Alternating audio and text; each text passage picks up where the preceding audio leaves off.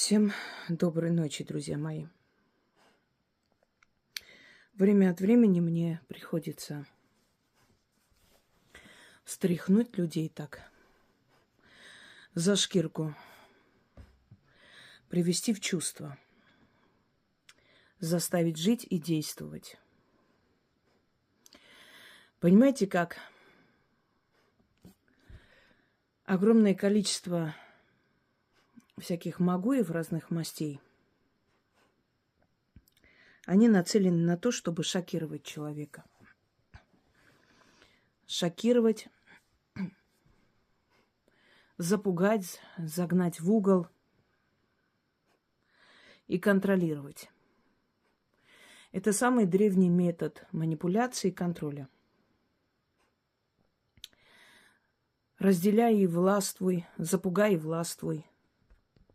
Например, сначала до полусмерти запугать человека и сказать ему, что он умирает, что надежды нет, конец. И вдруг предложить бальзам какой-то спасительный, какую-то микстуру, что-то такое, чудо какое-то. А вот если ты там наденешь вот этот браслет или купишь вот эти свечи, зажжешь, там что-то там скажешь, у тебя все решится. Но сначала для того, чтобы убедить тебя в том, что тебе это надо тебя так напугать до чертиков, чтобы ты просто упала в обморок. А потом тут же тебе предлагают спасение. Это метод людей, которые нацелены на то, чтобы заработать на людских массах. Не помочь людям, не подарить знания, а заработать на них. Есть другие методы, эти бесконечные карты, что будет, чем сердце успокоится, думает ли обо мне, думает ли о тебе. Первый вариант, третий, пятый, 20. Тоже. Это просто развлечение. Потому что огромное количество людей, которые посмотрят этот ролик или прямой эфир, невозможно одним раскладом увидеть судьбу такого количества людей. У каждого своя причина и прочее, да? Это некая такая игра, развлекаловка. Но к магии это не имеет никакого отношения. Люди часто путают. Понимаете, вот санитарка тоже носит белый халат. Ну и профессор-хирург тоже носит белый халат. Но это не означает, что они равны по силе, по знаниям. И вообще, что и тот, и другой смогут тебя вылечить. Определенно может тебе помочь только один из них. Тот, который настоящий врач. То же самое касаемо священников. Например, есть священники, которые всю жизнь свою отдали служению своему Богу, людям. К ним приходят, они советуют, объясняют, значит, дают направление, помогают, просто как люди. Не обязательно именно втягивать в религиозный эгрегор. Просто помогают заблудшим душам, как себя вести, как жить. Житейские какие-то советы дают, да. А есть священники, которые чисто бизнесмены просто. Они на этих джипах разъезжают, к ним не подходи, у них такса и так далее. И, как правило, таких священников, которые умеют хорошо зарабатывать, ставить на должностях в городах, в больших таких, где можно денежки делать для церкви. А есть священники, которые пришли служить, они бунтари, они не соглашаются, они считают, что человек должен отдать сколько сможет, и каждому есть место в Божьем храме и так далее. И таких священников они перекидывают на такие окраинные, такие глухие селения, потому что от них толку нет, они деньги не приносят. Вот в каждой профессии есть самозванцы, есть люди, которые пришли для того, чтобы деньги заработать просто, больше никак. А есть кто пришел по зову сердца, кому это дано. В магии то же самое. Эти бесконечные, огромное количество всяких школ магии, обучений и прочее, прочее. Откройте в себе силы. Мы об этом столько говорили, что я думаю, не стоит повторяться, но хочу вам сказать, что А для чего внушают людям, что у вас у всех есть силы, все должны раскрыть, все должны там колдовать, все вы ведьмы и прочее. А потому что по-другому они не заработают на вас. Им нужно внушить, что вы можете. И это вам дано. Вот приходите, я вам скажу, я вам передам какие-то тайные знания. Если они хотя бы интернетную информацию вам продадут, и то скажите спасибо, а то может и этого не быть. Вот. Но для того, чтобы вы пришли, вам нужно внушить, что вам без этого никак. Ну вот вам нужно всем обучаться и так далее. А я всегда говорю, не надо лезть в эти дебри. Вы не представляете, какое огромное количество людей мне пишут. На самом деле огромное. В последнее время какое-то безумие началось. Именно из-за этих существ и начинаются всякие там ограничения, там, рассмотрение каких-то законов. Именно из-за этих психбольных существ, которые заполонили интернет и везде своими вот этими магуйскими штучками. У одной женщины ребенок умер в утробе. Я спросила сразу, вы чем-то занимаетесь? Она, да, там мне дано, я вот просто... И вы заметьте, они всегда, вот, они прекрасно осознают, и у них даже уверенности в себе нету, но они очень хотят, они забывают, кто перед ними, и пытаются мне что-то сказать и объяснить. Ну, я просто вот сколько могу, я не говорю, что я вот очень сильная. Так если ты не говоришь, какого черта ты сюда сунулась? Это как к врачу прийти, врач говорит, ну, я бы не сказал, что я могу лечить особо, но приходите, я вроде бы врач. У вас будет доверие к такому врачу? Естественно, нет. Это значит, врач сам не уверен, он может лечить или нет. Какого черта ты тогда в медицине? Я говорю, ты настолько дура, что ты даже не поймешь, из-за чего у тебя ребенок в твоем утробе умер. Другая пришла. Я там у шаманки какой-то что-то обучалась. Шаманы не будут обучать всех подряд. Шаманы берут только своих родственников или людей из своего рода, или очень редких случаях берут инородца, который с ними жил долгое время. А тут шаманские школы. Я обучала шаманизму, еще чему-то. Вы знаете, я понимаю, почему. Вот была серая баба. Всю жизнь работала вахтершей. Особо не утруждалась, книг не читала. Из зоны комфорта не вышла. Нигде не училась, ничего не умеет, не знает. И на старости лет ей на пенсии скучно. Думает, хочу быть царицей морскою. Хочу быть не такой, как все. Хочу быть особенной. Вот что делать? Естественно, объявить себя ведьмой. Посмотреть пару каналов, пойти к каким-то магуйкам на обучение и стать ведьмой. Итог плачевный. Умрет раньше, умрет от какой-либо из смертельных болезней, скорее всего. Чаще мучают их перед тем, как забрать. Никакого толку от ее так называемой практики в магии не будет никому, ей в том числе. На этом все закончится. Не затрагивайте магию, вот именно более глубинные дебри. То есть не переходите на уровень жречества, колдовства. Это не ваше. Есть бытовая магия, которым пользовались все наши предки. И моя лекция «Служение и поклонение», там все объясняется. Ведьмы служат этим силам.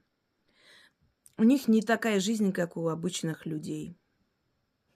Но они подготовлены к этому, их для этого привели. А вы поклоняетесь, вы просите эти силы и получаете. Разница колоссальная.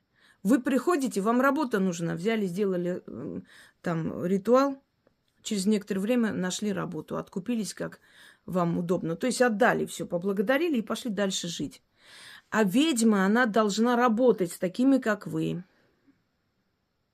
У кого-то снимать порчу на смерть, у кого-то снимать проклятие, у кого-то еще что-нибудь. Она служит этим силам всю свою жизнь. Это часть ее жизни. Это вообще ее жизнь. Она другого и не может, и не дают. Не все же ведьмы там, сельские бабушки, неграмотные. Есть ведьмы, которые очень замечательно владеют всей этой практикой, темой, различные темы развивают и так далее. Но их объединяет одно. Они все пришли в этот мир служить этим силам. А вы приходите, просите, когда вам надо. Получили и пошли дальше жить. Для чего все религии мира запретили магию? Более того, внушили средневековый ужас перед этими силами. Потому что это те знания,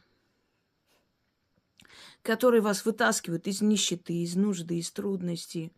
Они делают вас свободными. И сейчас я вам объясню, как это происходит. А религии свободолюбивые люди не нужны. Боги называют своих детей сыновьями, дочерями, внуками. Религии называют своих приверженцев кем? Рабами. Сильно беспокоится хозяин о здоровье раба, о его жизни, как он живет, правильно он живет, что у него будет, что у него на душе, тяжело ли ему. Нет.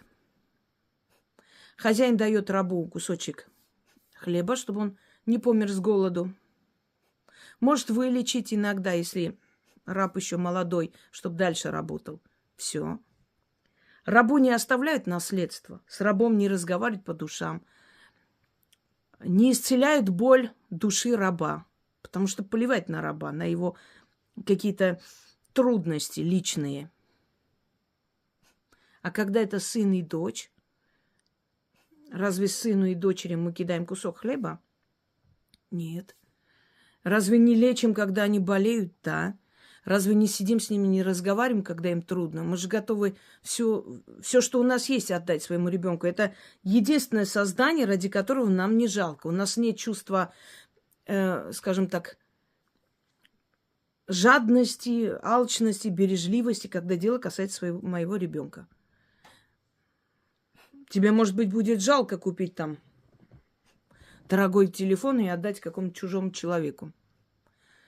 Но ты не пожалеешь, купишь этот телефон, подаришь своему сыну, хотя ты, может быть, и сама хотела бы себе, но ты перетерпишь, пусть ребенок радуется, потому что это твой ребенок. Это настолько взаимосвязано, что его радость, его счастье в жизни – это твое. Ты им гордишься, ты не хочешь, чтобы он был подавленный, чтобы он был больной, несчастный, правда? Ты ему даришь все то, что нужно ему для его счастья. Вот то же самое.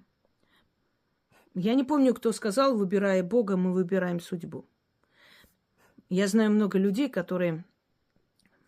У них весь дом обвешан иконами, но они вечно болеют, в нужде, детей похоронили, всех родных и близких перезахоронили, потому что раб пусть не рассчитывает на помощь и сострадание хозяина.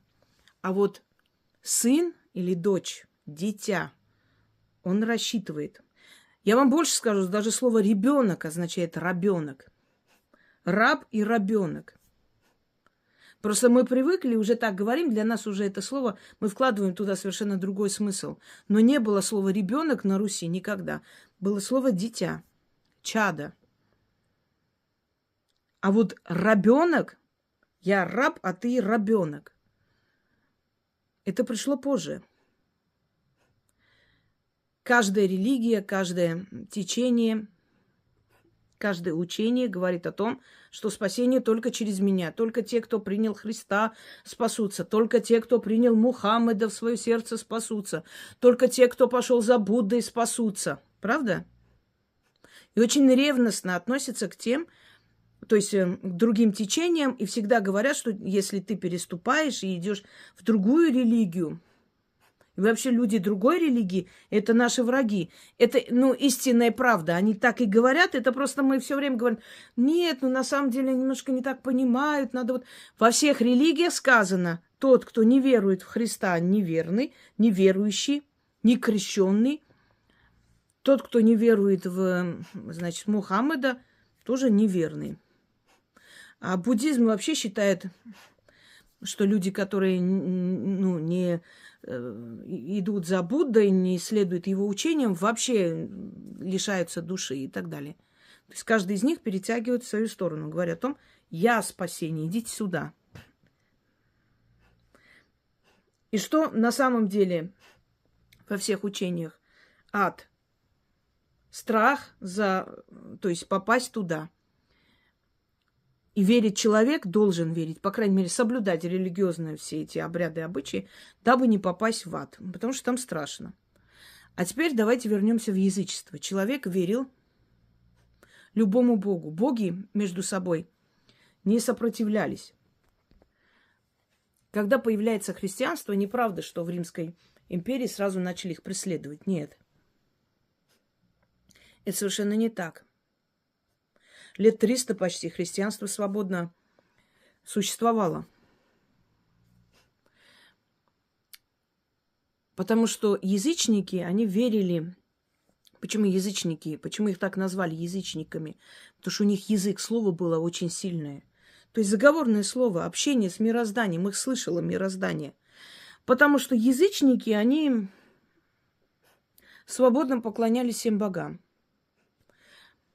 Кто-то поклонялся Посейдону, потому что был моряк. Но мог и зайти в храм к Афродите, когда хотел любви. Каждый бог следил за определенной сферой человеческой деятельности. За любовь отвечала Афродита или Венера. У африканцев Ошун, у армян Астрик, у грузин Мзекала, у, значит, славян в основном Лада или Макош. Макош больше семейное счастье. Лада – это именно любовь, там, спокойствие, душевное равновесие и так далее. И поэтому римляне могли поклоняться и своим богам, и тому богу, который им близок, например, с Востока. Вот он был в походе на Восток, привел оттуда это учение. И поклоняется, никому не было дела до этого. Это им никак не мешало. И поэтому, когда появились христиане, когда у них был свой бог, то есть они сначала не считали его богом, а сыном Бога, да, Христа, в Риме отнеслись к этому спокойно, потому что было многобожие. Ну и что кто-то верит вот такого бога. Вот тогда, когда это учение начало требовать, чтобы оно было единственным, вот тогда насторожилось, тогда начались гонения. Понимаете? Тогда откровенные вот сцены, когда кидают христиан ко львам и прочее.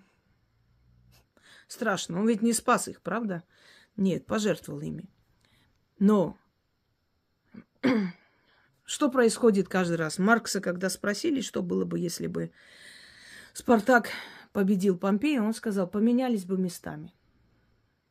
Приходит время, религии побеждают. Все, что было до религии, переходит в оппозицию, переходит в нежелательное, переходит, так как говорят, персона нон грата. Нехорошо все это от бесов и прочее, прочее. Но повторяется. Теперь уже делают с теми людьми, кто инакомыслящие. Кастры инквизиции, не забываем. Пытки 600 лет Европа сжигала всех неугодных под видом веры. И получается, что магия, друзья мои, магия – это не просто там шептать над водой. Магия – это не просто заговорить пупочную грыжу. Магия – это не просто вызвать деньги. Многие считают, что это просто вот узкое такое, знаете, мышление. Вот я хочу, вот призвала это. И, конечно же, пугают все. Расплата ужасающая. Какая расплата? За что? Опять же, мою лекцию скажу. Плата за добро и зло. Да? Добро и зло, и да, и, по-моему, так я назвала. Богам выгодно, чтобы вы больше просили и получали, потому что ваша энергия счастья питает их силовое поле. Чем больше вы просите, они вам дают. Им несложно дать вам материальные блага, иные блага. Это все им принадлежит. Им абсолютно несложно вам это дать. Просто для каждого, для чего-то нужно время. Чтобы перетянуть свою жизнь и попросить дом, нужно некоторое время. Чтобы попросить хорошую работу, можно быстрее найти. Понимаете? И прочее. На Востоке магия, в частности, например, армянский язык, который один из древнейших, и до армянского пехлевицкий язык и прочее, магия переводится как могутюн, могущество. Но в то же самое время, например, есть слово, которое считается уже народным, не литературным. Моганель или могонель. Создать. Придумать что-то свое. Смудрить. Или создать то, что даст тебе могущество. Некоторые источники говорят, что могутюн, мог, означает не только могущество, но мудрость. А если и так вместе, значит, соединить, означает могущество в мудрости, ну или в знаниях. Магия – это общее название древних всех наук, всех знаний, которые человечество передавало из поколения в поколение тысячелетиями своим потомкам. Это все в общем и целом называется магия. Все, что вне религии официальной, считается магией. Но туда входят совершенно разные направления. Тоже вуду. Это религия, поклонение силам, поклонение духам природы, поклонение предкам.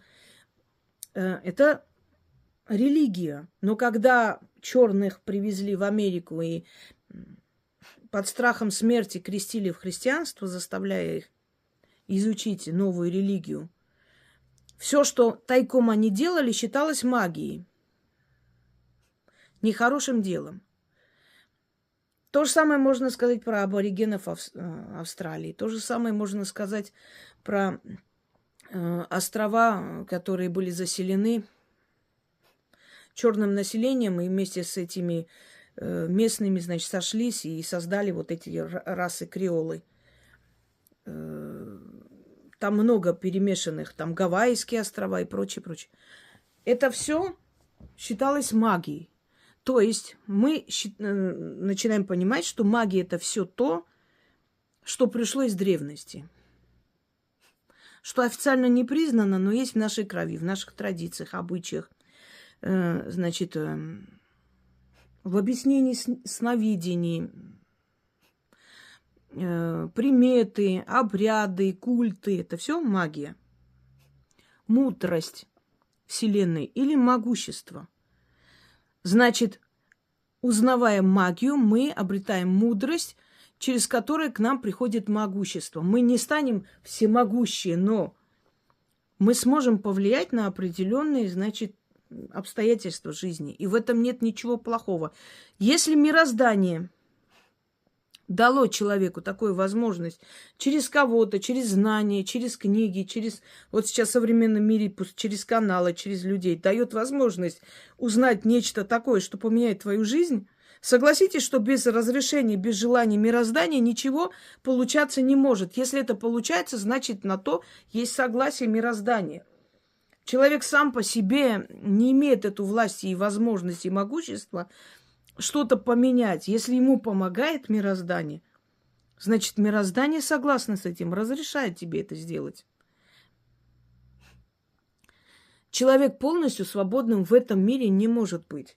Потому что твоя свобода заканчивается там, где начинается свобода другого человека. Ты не можешь делать все, что ты хочешь. Ты ограничен законами морали, законами государства, ну и законами совести и так далее. Но ты можешь быть внутренне свободна. То есть магия не призывает к рабству. Если ты сегодня обращаешься к славянским духам природы, что-то просишь. Если ты приносишь, оставляешь откуп русалкам, что-то просишь. Если ты приходишь домой и ставишь на алтарь фортуны римской богини, которая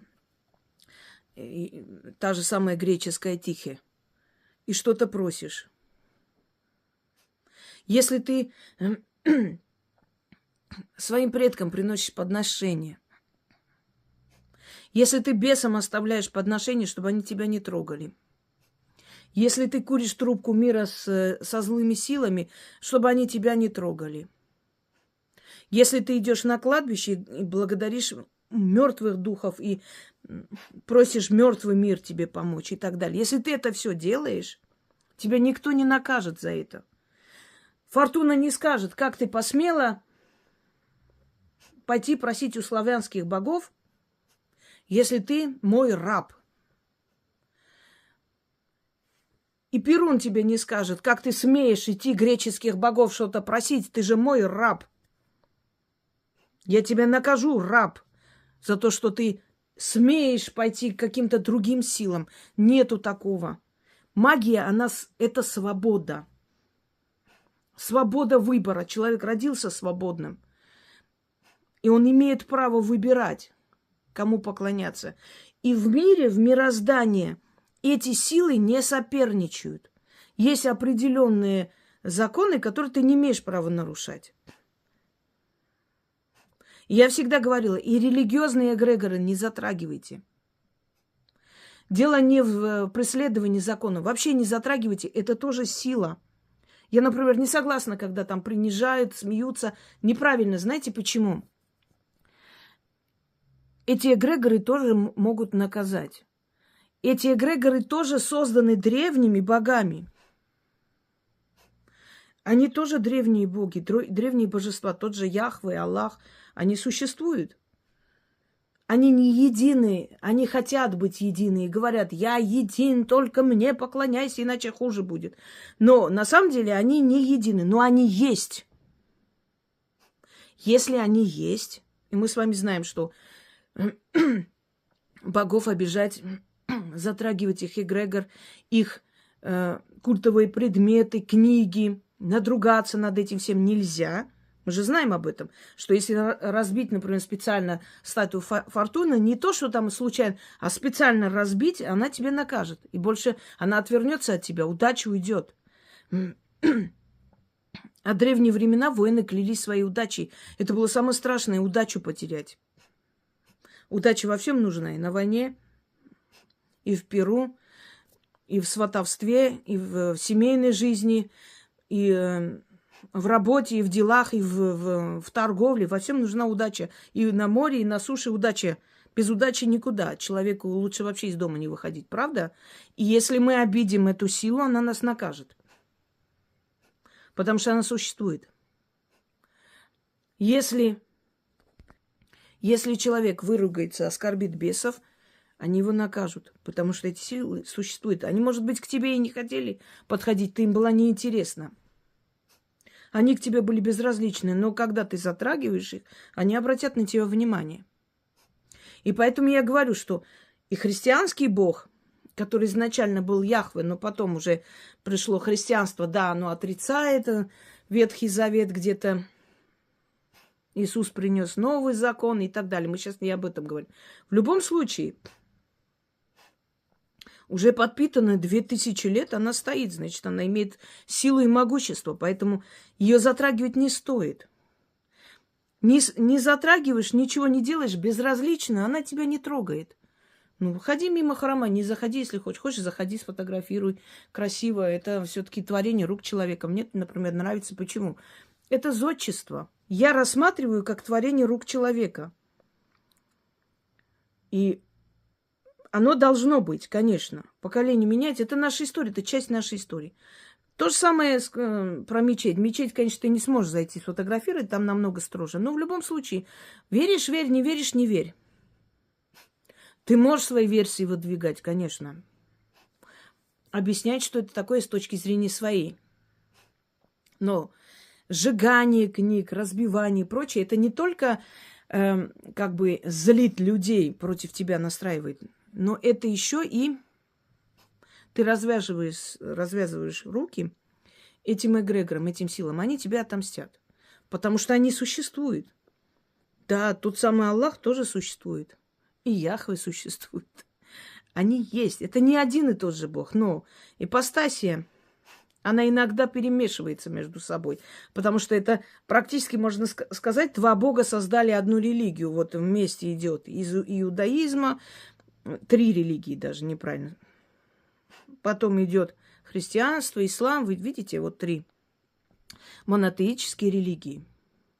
Но там строгие правила. Если ты в религии, больше никуда. А в магии этого правила нет. В магии есть только одно правило. Будь благодарен и не оскорбляй, не обижай силы, которые тебе помогают. А если ты отрекаешься от этих сил, например, ты говоришь, мне это не надо, все сжигаешь, выкидываешь, все там покаялась, все. Больше к этим силам не подходи, ничего не проси у них. Они тебе ничего не сделают, они просто заберут все, что тебе дали. Вот и все, и это будет справедливо. Они просто заберут у тебя ту удачу, потому что люди настолько бывают подлые, самоуверенные, что когда они с помощью магии добиваются высоких вообще успехов, да, они почему-то приписывают это себе, забывая, кому они обязаны. После этого это все забирается, все, иди дальше, иди молись, иди проси, иди свечки зажигай, что хочешь делай, все, свободен. Эта сила больше на тебя тратить свою энергию, время не будет. Вот именно поэтому я и говорю, что, например, ведьмы не стремятся вот по этим шоу шастать. Им это не нужно. Это невежественная толпа, которой ты не можешь объяснить за несколько минут, что такое магия. Ты своим появлением, и их хохотом, и смехом, и унижением этой силы, да, ты делаешь хуже себе, потому что ты подвергаешь унижению эту силу. Вот я почему говорю, что люди, которые истинно веруют, они никогда не будут молиться на улице. Почему? Потому что человек, который верит, он никогда не будет подвергать своего Бога, знаете, хулению, оскорблению. Почему ты здесь? Во-первых, там грязно на улице, люди ходят, разные энергии, невозможно концентрироваться. Есть много возможностей, например, уединиться и помолиться, чтобы никто тебя не видел. Этого не делают люди. На вокзалах, например, есть даже душевые там места, где можно купаться. Пусть идет и молится, закрывается, кто его видит. Они не делают этого. Это уже показуха. Если ты на самом деле веришь в магию, уважаешь эти силы, ты никогда не дашь их на поругание.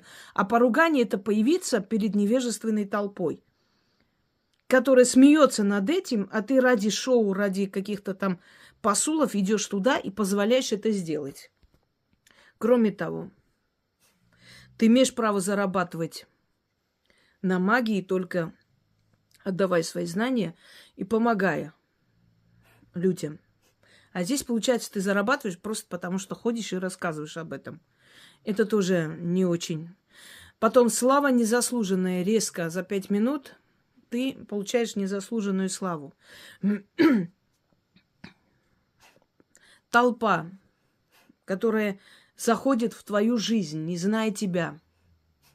Она приносит неудачи, она приносит бедствия, разрушается, сыпется вся твоя жизнь. Поэтому настоящие не служат кому-либо.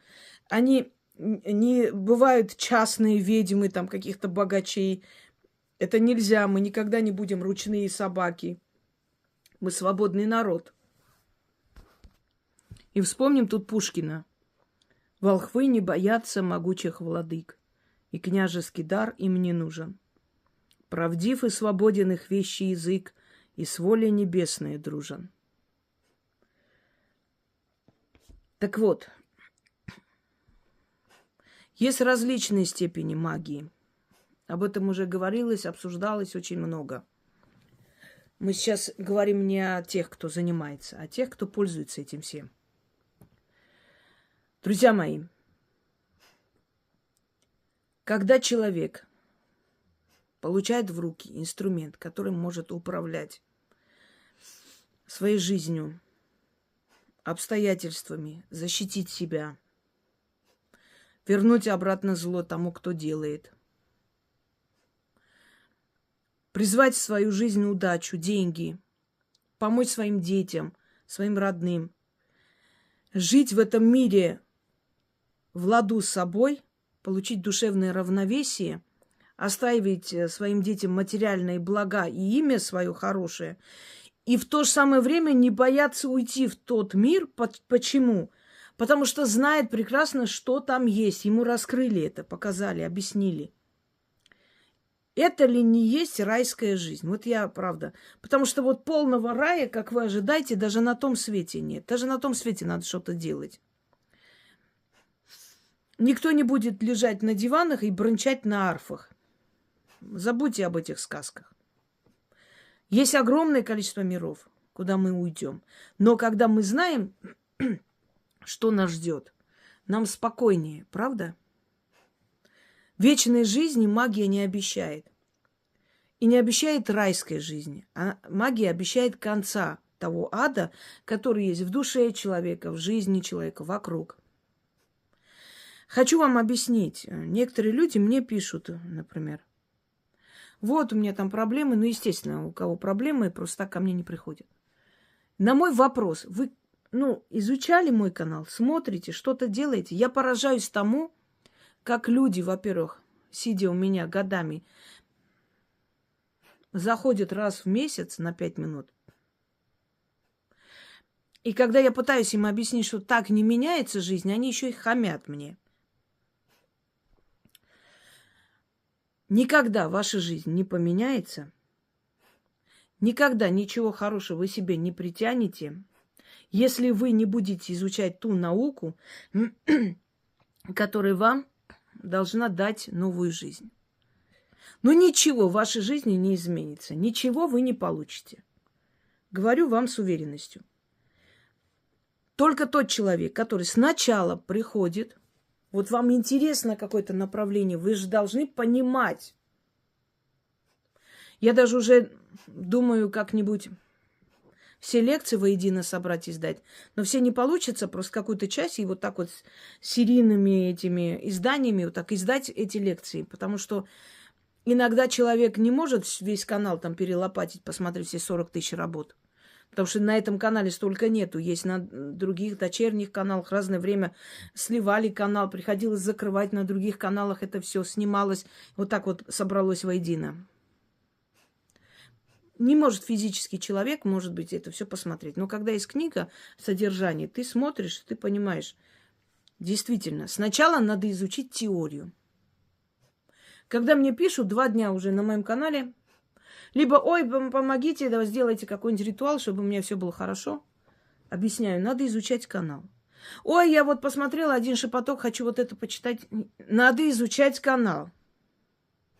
Не нравится, наверное, думает, да ну, вот на вашу вот эту вот лень и вот это вот нежелание ничего делать, чтобы все за вас сделали, они даже готовы заплатить за это, лишь бы самим ничего не делать. На этом делается акцент, и на этом зарабатываются огромные деньги. Вот именно вот этих аферистов, куда вы идете, потому что они вам обещают. Вот браслет купи, все будет хорошо. Бери там какую-нибудь свечу, зажигай, все будет замечательно. Ну, свеча стоит там 1100, например. Ура! Вот ваша лень, ваша человеческая просто лень, невежество, нежелание для себя ничего понять и изучить приводит к этому. Что вам продают куклы, волшебные какие-то обереги, талисманы. Быстренько все у вас сейчас сразу все по полкам разложится и так далее. И ты объясняешь человеку, что послушайте, люди дорогие, если ты хочешь поменять свою жизнь, для начала садись, изучи теоретическую часть. Пойми, что такое магия, зачем она тебе нужна, как она поменяет твою жизнь, что будет в твоей жизни. Если, понимаете как, я могу вам показать, вот вон там яма, не ходи, упадешь. Это если я помогла вот человеку. Ну, вот сразу взяла, помогла. Предположим, так не делаю, но вот, предположим, я помогла. Но если ты свое сознание не поменяешь, если ты из этого рабства своего не выйдешь, не станешь свободным. Свобода – это не анархия, не путайте. Свобода – это не значит, что ты можешь трусы снять посреди улицы. Я свободна, я что хочу. Нет. разумная свобода, свобода действий, свобода выбора. Туда, в душу вашу, никто не заглядывает, понимаете?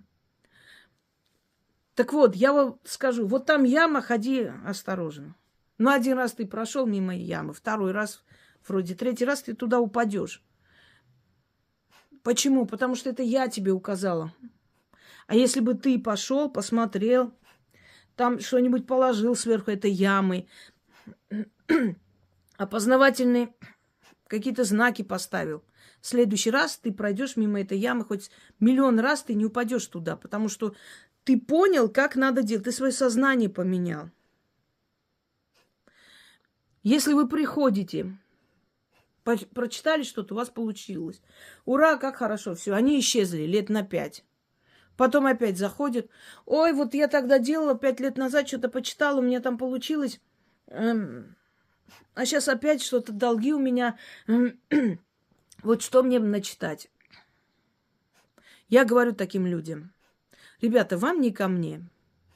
Не заходите на мой канал, вам здесь делать нечего.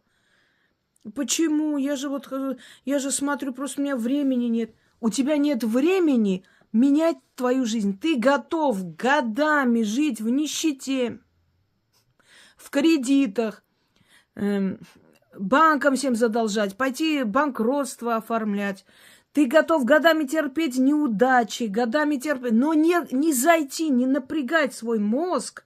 У нас был один такой мужик, у меня отец как-то спрашивал, специально подшучивал над ним. Ты что там куришь? Он такой, курю, не знаю, сигареты.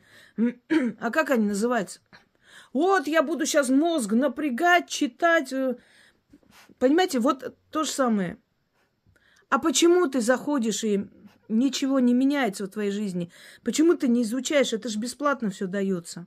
Вот я буду сейчас мозг напрягать. Отдайте мне что-нибудь по-быстрому, чтобы я вот быстренько сделал, чтобы все долги вот закрылись, и чтобы мужики какие-то богатые пришли мне, чтобы все там задарили меня чем-то, не знаю. В общем, эти люди – это человеческая лень и невежество. Ну я же иду, я же вам деньги плачу. Зачем мне надо изучать? Мне времени нет.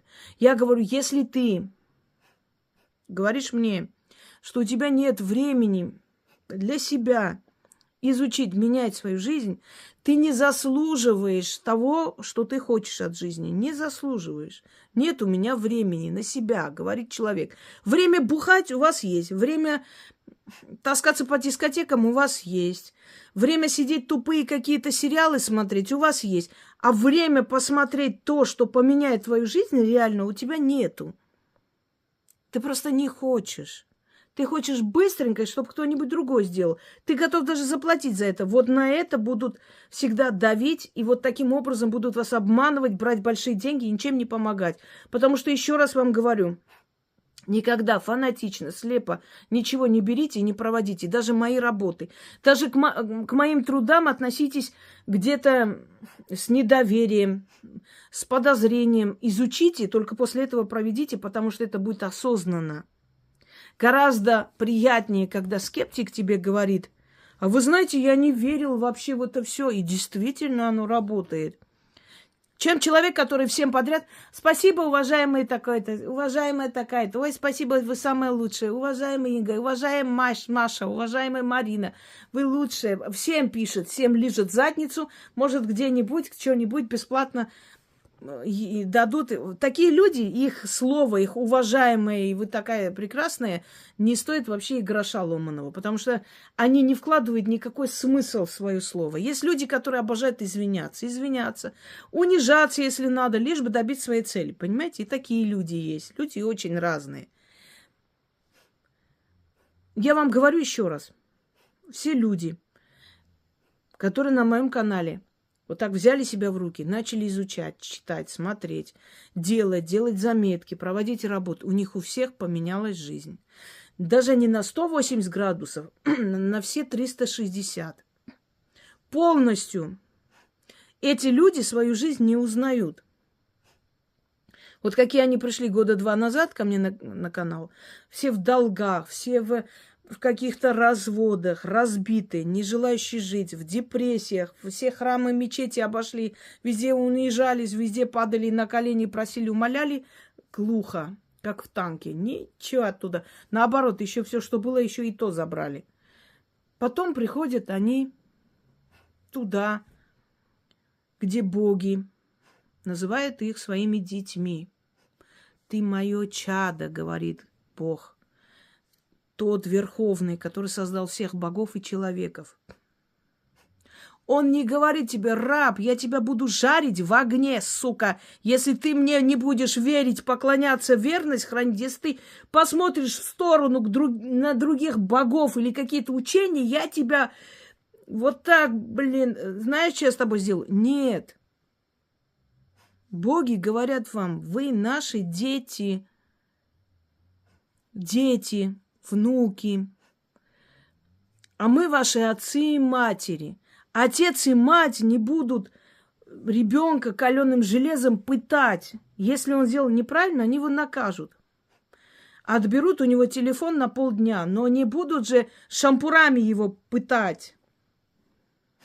Потому что это отец и мать, они не сделают то, что вас загубит.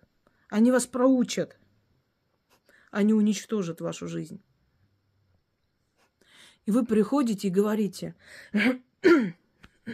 я пришел в этот невидимый храм. В храм, где обитают все боги, все силы мироздания. Они между собой дружны. У каждого из них свой мир. Вот кто мне более будет симпатичен и близок по духу, в мир того божества я и уйду с этого мира. Я прихожу в храм, где любовь я прошу у богов любви, где деньги я прошу у богов удачи, где покровительство я прошу у богов, дарующих силу и защиту, у своего рода, у других духов мироздания, всех народов, всех времен, всех рас. Они все едины. И они мне помогают, они мне говорят: узнай нас сначала, узнай, кто мы, зачем ты к нам пришел, что мы можем тебе дать. И что мы потребуем в ответ? Ты нас узнай сначала, а потом попроси, и будешь получать. И ты нам не раб. Хочешь, иди к этому божеству. Хочешь, проси духов своего рода. Хочешь, проси духов вселенной. Хочешь, проси духов природы. Хочешь, славянских богов попроси. Хочешь, проси богов армян, грузин, китайцев. Проси кого хочешь, мы не обижаемся. Ты же наш ребенок. Как мы можем тебя, не ребенок даже, дитя, да. Мы же не можем тебя обижать. Но сначала, прежде чем просить что-то, ты узнай нас, узнай, кто мы есть. В какие древнейшие архаические времена мы были, наши культы. Узнай нас сначала, а потом начни просить и получать. И никто тебе больше никогда ничего не сделает, потому что ты будешь под нашим покровительством, свободный внутри. Ты не будешь бояться завтрашнего дня, что есть, чем кормить своих детей, потому что ты будешь притягивать удачу, ты будешь видеть, что оно к тебе приходит, ты расслабишь мозг, и этот страх уйдет, потому что страх нищеты привлекает нищету. Когда страха нет, вот ты приходишь домой, ты знаешь, что телевизор включишь, нажмешь на пульт, а там включится картина. У тебя нет сомнений, что там включится, никаких. То же самое у тебя здесь. Ты приходишь к ним, просишь, и у тебя уже нет никаких сомнений, что они тебя услышат. Что будет так, как ты хочешь. И чем больше ты будешь просить, тем сильнее будет твоя связь, как бывает связь у ребенка со своими родителями. Сильная связь. В любой момент позвонит отец, мать, приедут, любому морду набьют, спасут, помогут и так далее. А когда ты сирота, когда твои родители тебе говорят, ты наш раб, ты никто, ты не имеешь права просить и ждать, проси и жди, может поможем, может нет, это мы хотим. Когда у солдата рядом лежит его крест и икона, а он погиб. Понимаете? Это значит, проси, но я не знаю, я не уверен, что захочу помочь. Захочу, помогу, нет, так нет. И дети, которые самоотверженно любят своих родителей, которые не помогли ни в чем и никогда, это несчастные дети. А когда есть родитель, который покровительствует, который силен, ты чувствуешь себя спокойно, потому что ты знаешь, случись у меня какая беда, и моему ребенку помогут, и в моем доме будут, и моим кошкам, собакам станут, значит, будут ухаживать, не бросят. Пока я там, например, заболею или что случится со мной. Я спокойна, потому что знаю, что есть они, которые мне помогут выйти из трудной ситуации. Правда? Но вот люди, у которых нет таких родителей, нет таких близких, знакомых, любимых, нету, вот не дали, не дала судьба. У них есть другие родители, духовные, это боги. Но чтобы понимать, кому идти, куда пойти и кого попросить, вы должны их знать. Как вы можете что-то попросить у того, кого ты не знаешь? И приходит человек и говорит, я не хочу изучать, у меня времени нет, но я хочу, чтобы у меня все сложилось, вот помогите, что надо делать, какой-нибудь дайте мне ритуал, я быстренько сделаю. И я объясняю, как ты будешь просить, не зная у кого и чего. Это вот сказка о том царе, который иди куды, не знамо куды. Принеси, не знам, иди туды, не знамо куды, принеси то, не знамо чё. То же самое. Вот я пришел, дайте мне что-нибудь, быстренько я что-нибудь начитаю, или там какой-нибудь амулет есть, чтобы я надела, и все, чтобы... А ты знаешь, кому ты приходишь, у кого ты просишь, у какой силы ты будешь просить эту помощь? Вот дам я тебе ритуал, а ты понимаешь, кто там вообще? Кого призываем мы?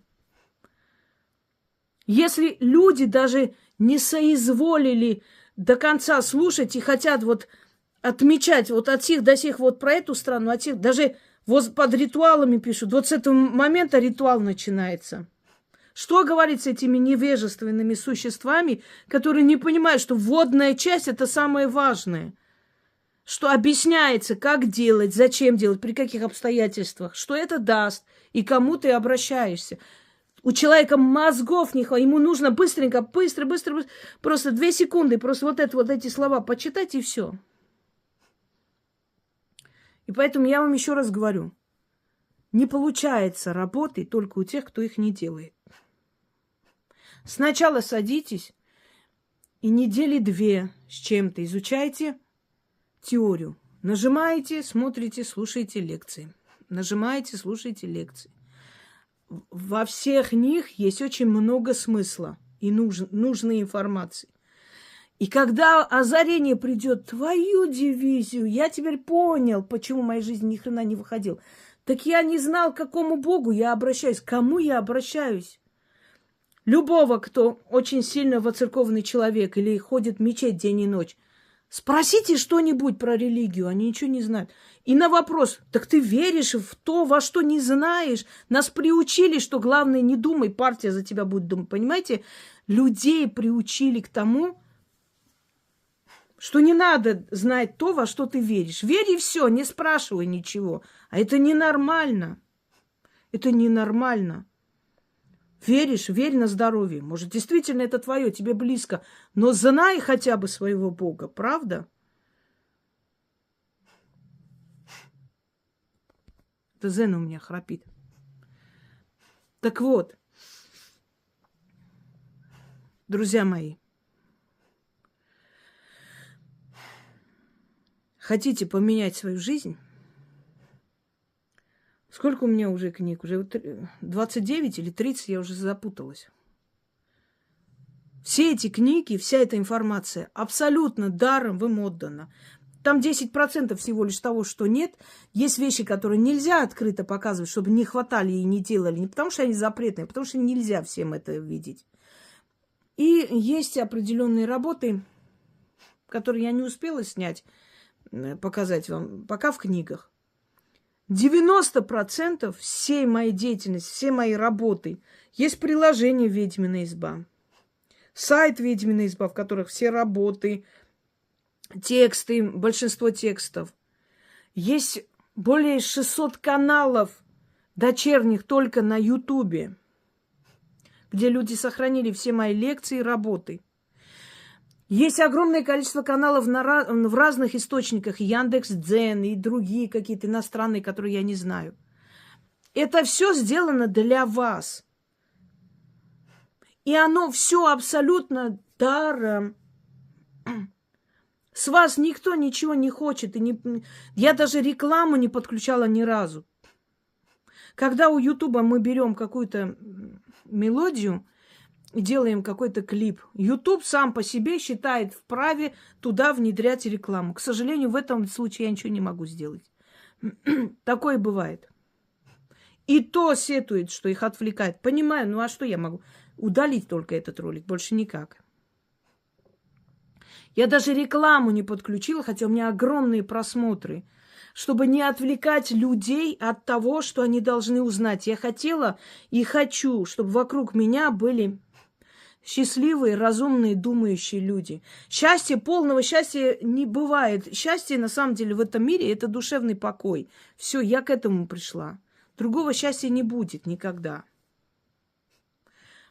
И я хочу, чтобы вокруг моего сына были разумные, счастливые люди. Вокруг моих внуков, правнуков, если они должны быть, были счастливые, разумные люди. И вообще мне хочется вокруг видеть разумных людей. Я всю себя, всю свою жизнь отдала на служение людям просто. Для служения. Это 25 лет моей деятельности, это когда я начала уже. А до этого, естественно, это ученическое, это с детства. Это вся моя жизнь в этом. И вот это все вам подарили. То, что вам втридорого продают, я уверена, что мои лекции в том числе продают в каких-то закрытых семинарах. 100%, сколько раз мы это узнавали, видели. И вы вместо этого, люди платят миллионы, чтобы найти какие-то древние книги, какие-то артефакты, какие-то закрытые знания, сидят, изучают под лампой, переводят, приклеивают, склеивают эти все старые манускрипты, чтобы узнать, понимаете, вся сила в знаниях, в тайных знаниях. Все люди, которые остались в истории как великие правители, они очень много читали, очень много изучали. Именно поэтому они смогли, благодаря своим знаниям, многого добиться. Без знаний невозможно. А знание, вот она, а не знание. Как там, владеешь знаниями, владеешь миром, информацией. То же самое, знание. И поэтому, дорогие мои, если вам ближе те, кто вам там хочет, не знаю, какие-то кидает вам несколько вариантов, что будет, что... Все, это ваш уровень. Значит, оставайтесь на том уровне. Значит, не хотите, не желаете, не требуйте от Вселенной там хорошей жизни, не знаю, жить в достатке, быть известным, найти себя в этом мире. Сейчас уже модно стало всякие психологи, психологини, уже знаете, какую распространяют моду, мол, это надо быть никем. Синдром никем – это прекрасно. Быть никем. Почему все хотят самоутвердиться, все хотят чего-то там добиться? Ведь просто никем быть – это замечательно. Просто лежать на диване и смотреть на звезды. Да, очень замечательно. До того момента, пока твой ребенок не заболел, а у тебя денег нет его лечить. Это очень замечательно. То есть такую тупость внедряет человек в людей. Будьте никем. Если ты никем хочешь быть, тебя быстро заберут с этого мира, потому что каждый из нас пришел в этот мир кем-то быть. Нет такого человека, который пришел просто на звезды глядеть, как Обломов. Нету. А если он так делает, то он недолго будет здесь глядеть на эти звезды. У него либо разум заберут, либо жизнь, либо все сразу. Никем быть нельзя. Никто не сказал, что все должны быть знаменитые и известные, но создать целую династию, посадить сад для своих внуков и правнуков, построить дом, ты уже никто, не можешь быть никем. Ты уже кто-то.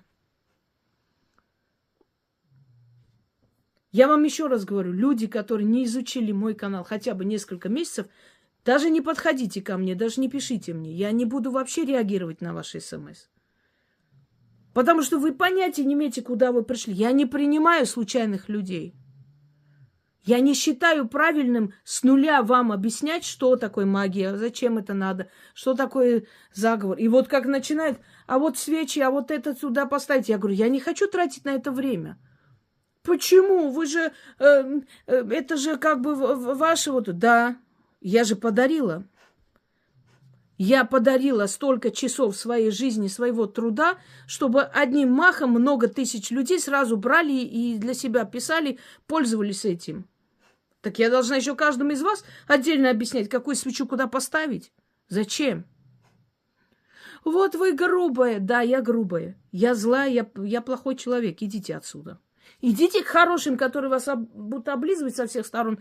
Возьмут там 500 тысяч, не знаю сколько, а потом пошлют вас на 3 буквы, заблокируют, и идите ищите ветра в поле. Они хорошие. Как это? Как же гарно ты поешь, да? Ква! Рот открыл, и сыр упал. Из этой серии вас будут облизывать, пока сыр не упадет. Упал, и идите куда шли. Поймите, наконец, пожалуйста. Это огромное количество голосовых. У меня времени нет все это постоянно как бы записывать, делать. Можете еще отправлять, кстати. Можете мне отправлять или я не отправлять на Телеграм. Потому что WhatsApp не очень функционирует, она сейчас в Телеграме больше. Можете отправлять. Мы там сохраним. Никаких не вижу препятствий. Там сохраним. Просто WhatsApp начал плохо работать, и как бы все эти голосовые, может, там отправить.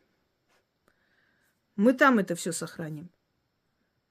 Вот эти все голосовые, эти все... Вот это все, что вы видите, это все мне подарки от людей.